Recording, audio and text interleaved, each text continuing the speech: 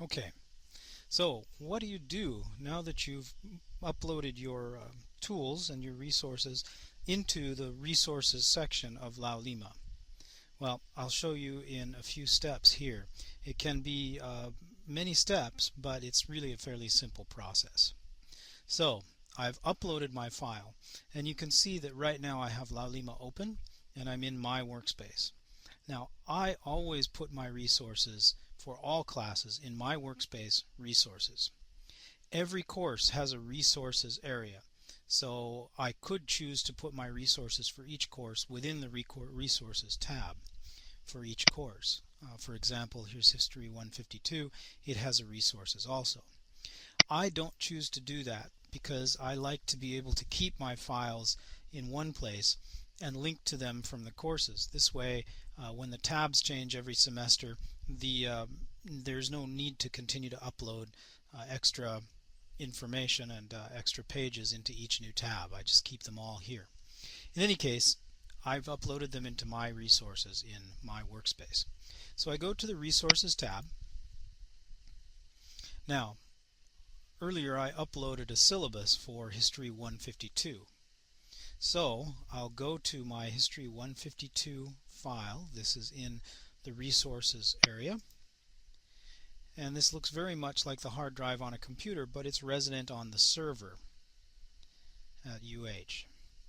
Now I can go into syllabus files, or I can look down here for anything else that I might want to put in. And I've decided that I'm going to put in a syllabus. So my Fall 2011 History 152 syllabus is right here. I will right-click on that syllabus and left-click on Copy Link Location. Now that memorizes the URL. Now I go to the tab for History 152 and I go to Site Info. I go to Edit Tools, and down at the bottom, after scrolling down, I can find Web Content. I check the checkbox in Web Content and hit Continue. Now I'm going to change the name, and we'll call this Experimental Syllabus just because it's a syllabus that I'm adding for the purposes of this demonstration.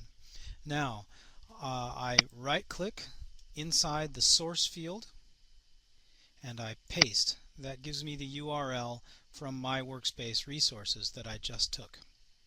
Then I click Continue, and you can see at the bottom of this list under Confirming Site Tools Edits that there is an Experimental Syllabus page in red. So I click Finish, and at the bottom of my left-hand toolbar you'll see Syllabus appear, Experimental Syllabus appear right here. Now what if I want that to appear higher up in the list of tools that are on the left-hand toolbar? Very simple. I go to Page Order, and then I scroll down until I find Experimental Syllabus, and I click once with my left finger or left click and drag it up as far as I want to go. I'll put it up right under Home here, and then just let go to drop it. Experimental Syllabus stays there. Now this page order area is actually really flexible and gives you a lot of opportunities to do lots of things. So for example, I have a resources tab inside my History 152 course, but I never use it, and I don't want students to get confused by seeing it there. And you can see it's right here now, so if students see this, they might click on it looking for something and find nothing. So in order to make sure that they don't get confused, I'm going to point to this little light bulb, left click once, and you can see that the little light bulb next to resources went dark. That means that students can't see it. I will always be able to see it because I'm the instructor in the course, but it will be invisible to students. We can check that by going up here to the right where it says View Site As, select Role. Hit the choice triangle, and I'm going to select the role of student, and the page is asking you to confirm that you want to leave. Data may not be saved. Okay, I'm going to stay on the page because I forgot that the most important thing to do once you've changed anything in page order is to save. Once I've saved, Now I can check. So I'll go up here to View Site As, select Role Student, and you'll see that my menu bar will change a little bit. If I go to Home, you can see that Resources, which was available earlier, it shouldn't be available. Select Role Student. And there we go, we have a change, and Resources down here is not available. You can see that it doesn't even appear on the menu. It's not whited out or darkened or anything. It just doesn't appear for students. Now, in the student role, I can't do anything. You can see that there's no site info tool. There's nothing like that. I can certainly look at the syllabus, but I can't change it. There's the syllabus I've uploaded, and I can go home, but I can't change anything. I can only look at the pages that the instructors put in. So be careful. If you try and change something in Student View, it won't work. Remember to always exit Student View. Okay. And that's that for this short demonstration. I hope this was helpful. Just one more time to show you how it works.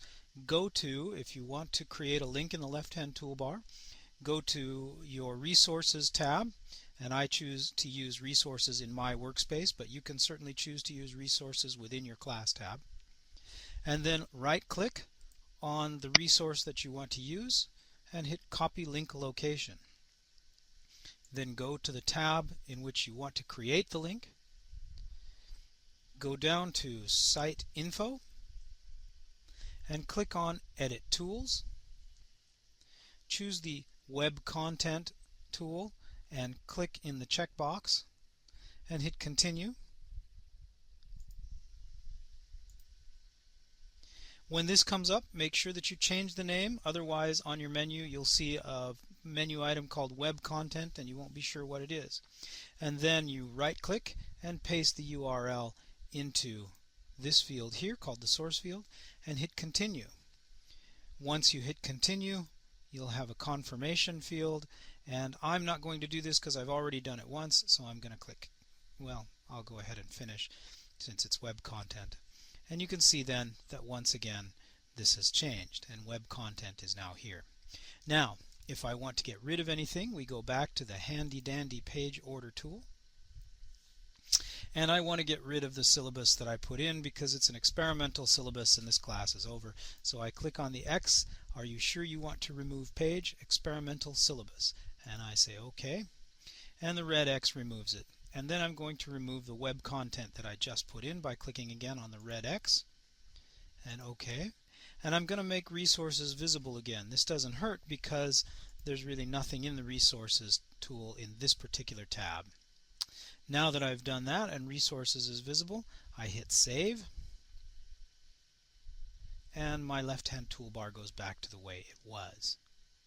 I can go home and the class looks exactly the way it did when I started. I hope this has been helpful.